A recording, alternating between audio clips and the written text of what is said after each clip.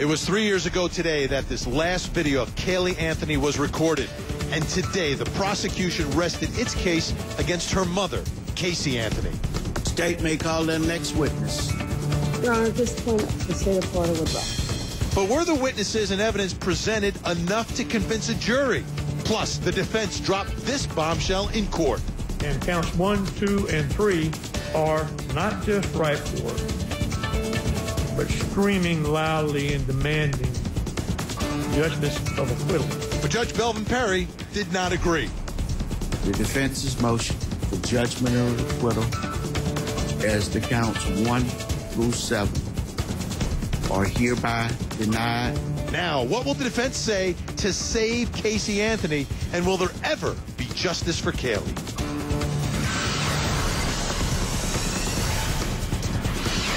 Controversy, opinion, point of view. This is Prime News.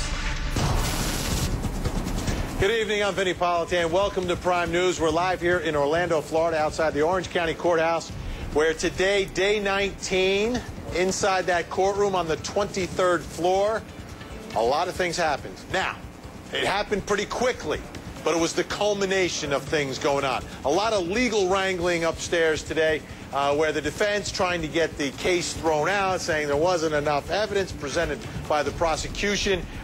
We also had the jurors going home real early today. So they enjoyed a day in the sweltering heat and humidity of Orlando. Hopefully they were swimming in the pool back at their hotel while they're sequestered. But there was a moment that was significant, very significant, because today, day 19 of this trial, after 59 witnesses and hundreds of exhibits, the state rested. It was the biggest moment of the day. The last time that I saw her was on the 9th of June. And what happened to Caylee? I don't know. There was a part of the time when they were supposedly at the beach with the nanny and her mom, which isn't true because her mom hasn't seen her. She told me that she would take me to see Caylee, so we started to drive.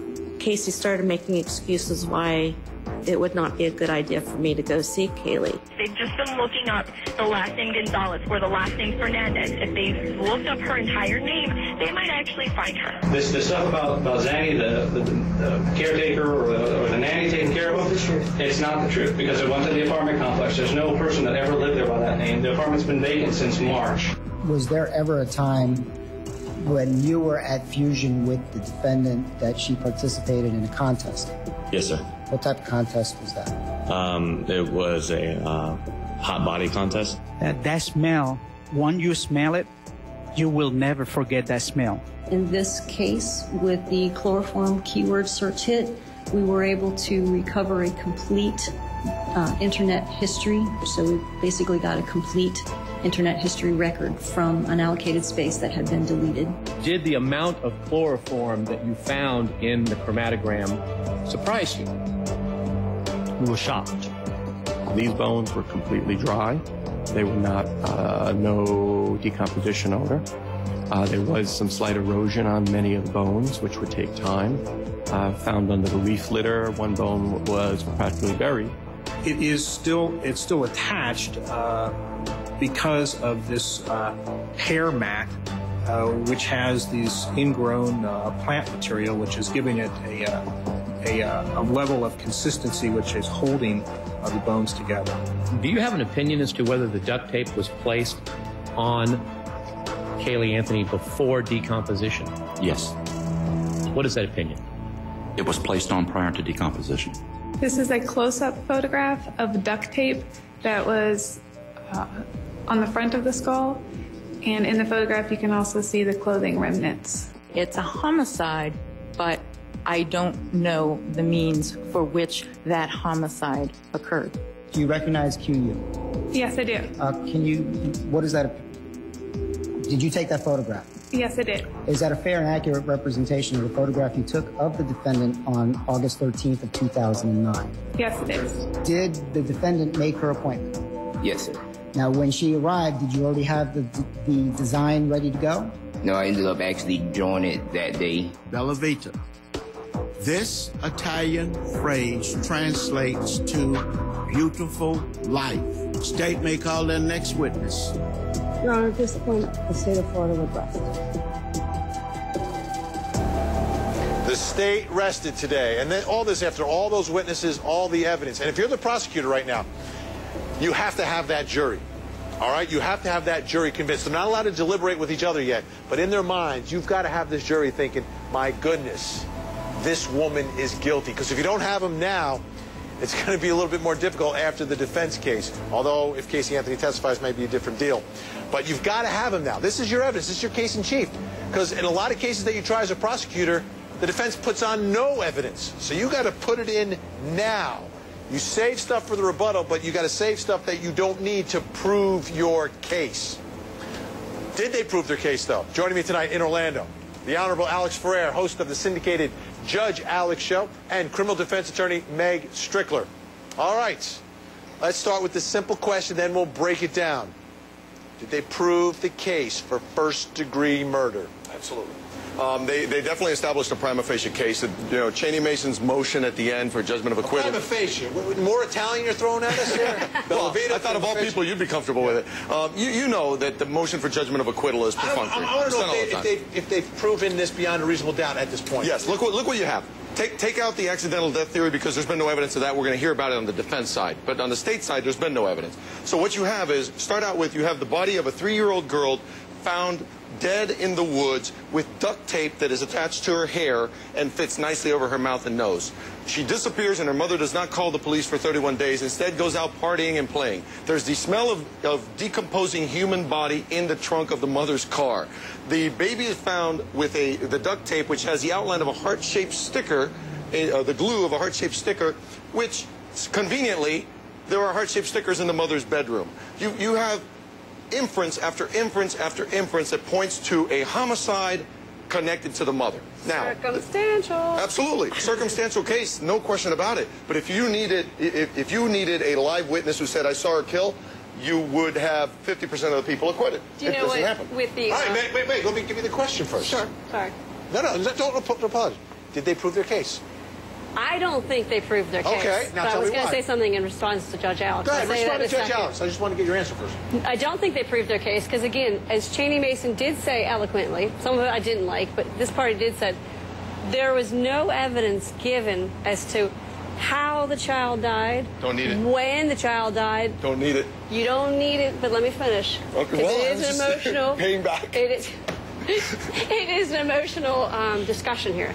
So I want to answer that in a second. Sure. But there's no evidence of who was last with the child. There's a lot of inconsistencies. So I think that there is a potential to get something reduced to maybe second degree or something like that. I don't think that we're going to get first degree here, period. When you say reduce, you mean a compromise? I think the jury's going to compromise. I really do. They do sometimes. Because I think the felony murder doctrine is a complex thing that'll go right over their heads. But you don't need cause of death. You don't even need manner of death. You have convictions all the time where bodies are never found. If a body's not found, you can't prove how the person was killed. That's true. So you can have that in Florida as well. Absolutely. Exactly. There was one just a year ago. It makes the case harder. It makes the prosecution's case harder. But I think in this case they did an admirable job because they took all this circumstantial evidence, which by itself does not, you can rebut all of it, and they put it together, which is what you have to do. Sense. What else makes sense? What's another reasonable explanation for this? I'm not saying the defense has done a great job yet. We don't know yet. I'm hoping there's some Is there a reasonable explanation for any of this? Fabulous theater in the next few days. I'm very excited to see what they're going to do because they laid out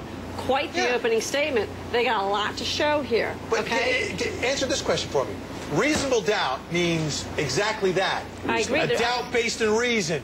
What is a reasonable explanation for all the evidence outlined by the Honorable Judge Alex? I don't think that they have enough, there's not enough dots to connect. If the defense does a good job with the battle of experts. No. Which is there an explanation for all these circumstances? Yes. What is that reasonable explanation? The reasonable doubt will be we're going to get rid of the hair in the trunk, I'm hoping, with the battle of experts. I'm hoping the battle of experts, and we haven't heard about it yet, will talk about her psychiatric background. Wait, go to the hair. Do you really believe that they are going to be able to defeat the mountain of evidence that shows the body was in the trunk? They've got like 6 witnesses coming up. Here's what I want from you in 10 seconds. A reasonable explanation for the circumstances.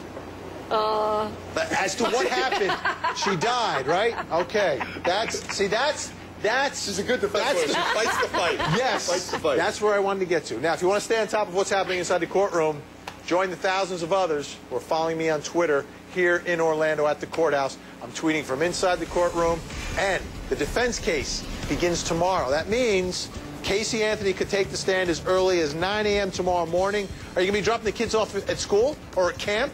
Well, if so, follow me on Twitter. I'll tweet it. You'll know to drop them off, say, have a good day, drive back home, and turn on HLN to watch the testimony.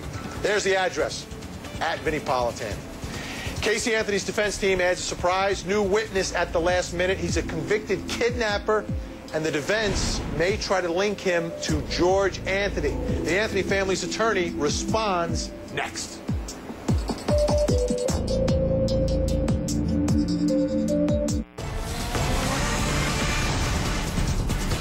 No evidence to establish when the child died, other than in a monthly window of possibility, where she died, how she died, who, if anyone, was with her in attendance when she died. When, how, where, questions that, according to the defense, have not been answered by the prosecution.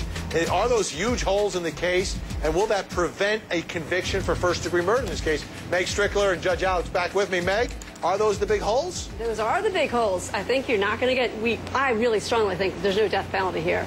And if you try to explain to the jury this whole felony murder doctrine, they're going to go, woo, because jury charges are dreadful to listen to in any way, shape, or form. When judges talk to you about that, no offense to judges, they drone, and you can't hear it. And so it's going to be second degree or maybe manslaughter. I know it's not going to be a... Judge, how do you get around that? How do you, as a prosecutor, make the argument where I can't really answer that question. I can't answer this. I can't tell you exactly how. I can't tell you exactly where or exactly when. They're going to have, I mean, Meg makes a very good point here. I mean, you don't need all those to get a conviction, but if you want to get premeditated first-degree murder, you kind of need to tell the jury what evidence you have of premeditation. And I think the prosecution is marrying themselves to the theory that she may have chloroformed her daughter to knock her out, or maybe not. But after that, she used the duct tape. We saw the. Well, one thing argued by the prosecution when it comes to the duct tape, there's 3 pieces on top of each other. They say that's enough time for premeditation. Is that enough? Oh, enough time to reflect. There is no measurement, so it absolutely is. All a person has to do is reflect on the fact that they are killing the person. It's not in the heat of passion. You don't have to do the searches. You don't have to write in your journal. You don't have to tell somebody. It can happen in a second. Like that. Absolutely. They tell us that in law school. Yes, exactly. They do. We learn that early. All right. So they'll argue that was the instrument of death and that was the premeditation there. That's what they're going to tell themselves. Today, when the prosecution was arguing against the motion for the judgment of acquittal, she gave hints of how the emotionality of this is going to be done in the closing arguments. I don't know which one of the prosecutors is going to be doing the closing argument, but if they want to succeed, they need to tug at the emotional strings here and say, imagine a child. And if they can get that picture with Casey and Kaylee again with the skull back up at closing, and say, imagine this poor child with these 3 pieces of tape, and you have chloroform. We don't need to put every single dot that right there in of itself. And you heard it from Dr. G yourself. It's a homicide. I mean, you just got to do a little bit emotional. Taking notes right. I think, and there's no way for this case not to be emotional, Judge. I mean, my goodness, look at her face. That's why this case is what it is, because of Kaylee, and she shouldn't have died. And Dr. G said it, I think, best. There was no reason for that duct tape to be there. Absolutely. The duct tape is devastating evidence for the defense. I mean, the fact that it is still attached to the hair, you're asking the jury to believe it's an accidental death, after which the person put duct tape on the child. I do agree with Meg, though. This is an unlikely death penalty in this case, even though everybody thinks she deserves it. One step at a time. One step at a time. Now, the prosecution has rested. How will the defense present their side of the case? Up next, we dig deeper into their arguments with a former member of Casey Anthony's defense team.